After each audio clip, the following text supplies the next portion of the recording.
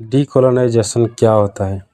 जब कोई देश किसी देश को शासन करने आता है तो वो कॉलोनी बन जाता है। जैसे अंग्रेजों ने इंडिया पर आया था और जब इंडिया से वो चले गए 1947 में, तब इंडिया डीकोलोनाइजेशन हुआ।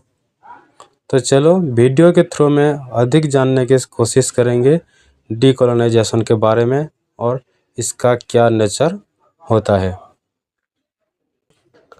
Decolonisation is the process of ending colonial rule. Decolonisation औपनिवेशिक शासन को समाप्त करने की प्रक्रिया है।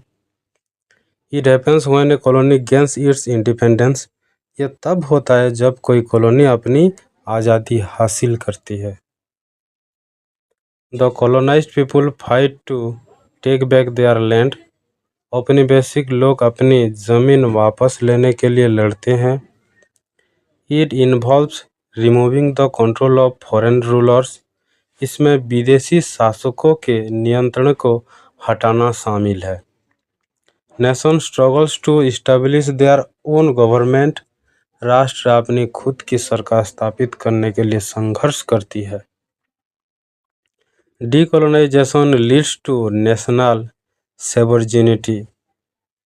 डीकोलोनाइजेशन से राष्ट्रीय संप्रभुता आती है। It mark the end of foreign exploitation. यह विदेशी शोषण के अंत का प्रतीक है। Local leaders take charge of the country's future. स्थानीय नेता देश के भविष्य की जिम्मेदारी लेते हैं। The nation regain control over its natural resources. राष्ट्र अपने प्राकृतिक संसाधनों पर नियंत्रण वापस पा लेता है। People start to celebrate their own culture again. लोग फिर से अपनी संस्कृति का जन्म मनाना शुरू कर देते हैं। They work to revive their traditional language.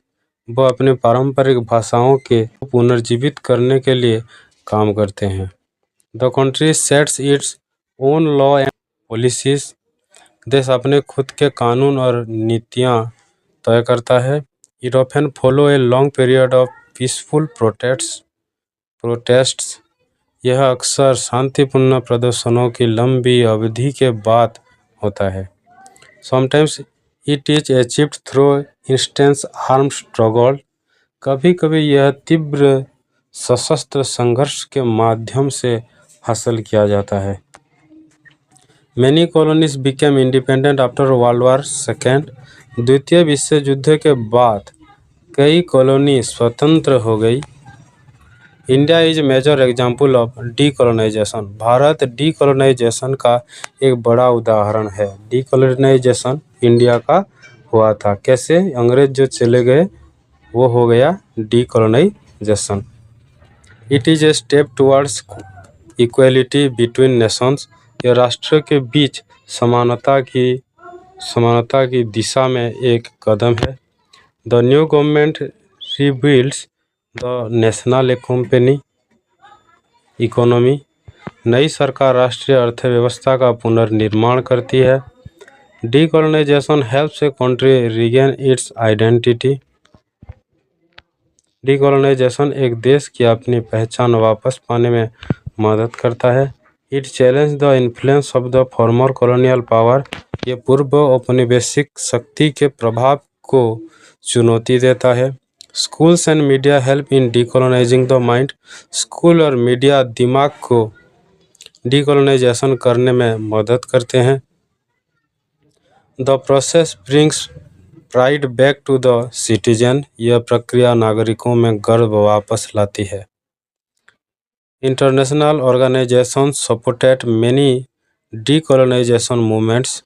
अंतर्राष्ट्रीय संगठनों ने कई डीकोलोनाइजेशन आंदोलनों का समर्थन किया। It is a journey toward self reliance and progress. यह आत्मनिर्भरता और प्रगति की ओर एक यात्रा है। Decolonisation gives people the right to decide their destiny. Decolonisation लोगों को अपना भाग्य तय करने का अधिकार देता है।